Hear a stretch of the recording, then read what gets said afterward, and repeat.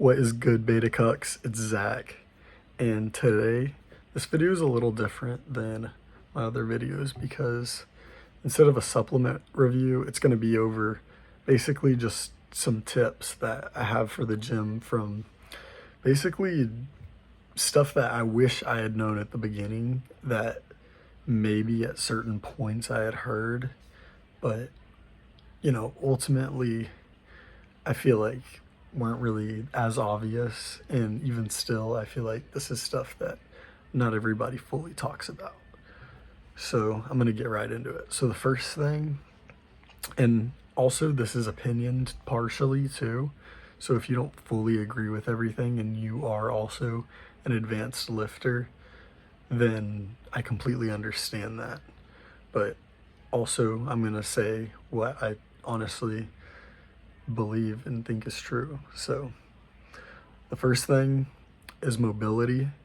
So basically, if you're not doing a decent amount of stretching, and I don't mean having this like crazy stretching routine that nobody knows how to do, but I'm saying if you don't have like the basics of mobility down, if you're not pretty flexible with your legs, then you're honestly leaving some gains on the table, and you're basically keeping your body from recovering as well as it could be.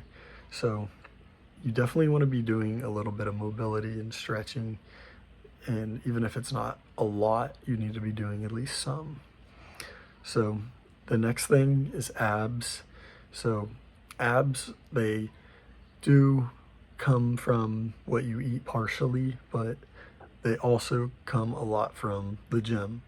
So for example, whenever I was really skinny, my abs were showing through, but they looked defined, but they didn't look strong, if that makes sense. They had no volume or muscle to them, and they didn't look like bodybuilder abs. So you actually have to make sure to like hit abs in order to get that like defined waist, and also just like that tapered ab look that you're looking for. You can't get that from not doing abs and just eating healthy. I mean, eating healthy is a big part of it, but lifting heavy is another thing too. If you're lifting heavy weights that are engaging your core, then that's going to build your abs. So now on to the more debatable stuff. So the next thing is cardio.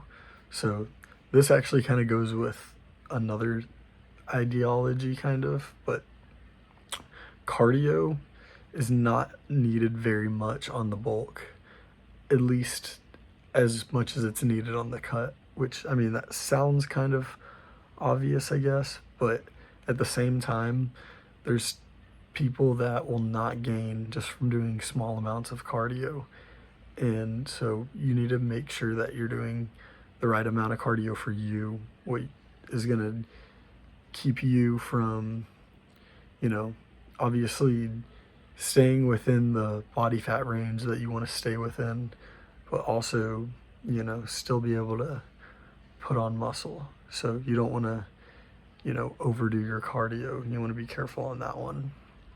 And then that also goes with the bulking thing, is you don't really need to necessarily do a cut, and you don't really even need a bulk and cut. You just need to do like a healthy amount of like growing and putting on size.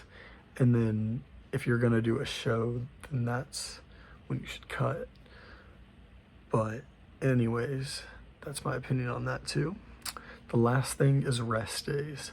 So basically, if you're not getting rest days, it's not the best, but I will say that there are weeks that if you're recovering really well and you feel like you can be in the gym 7 days a week, especially if your split allows for it properly, by all means, go to the gym. Don't miss out on a lift because you're supposed to rest. And I mean, yes, obviously, you want to prevent your injuries and you want to not get hurt when you're lifting. But ultimately, you can make gains and put on size even if you're not resting that much. So obviously make sure that you're sleeping enough, but you know.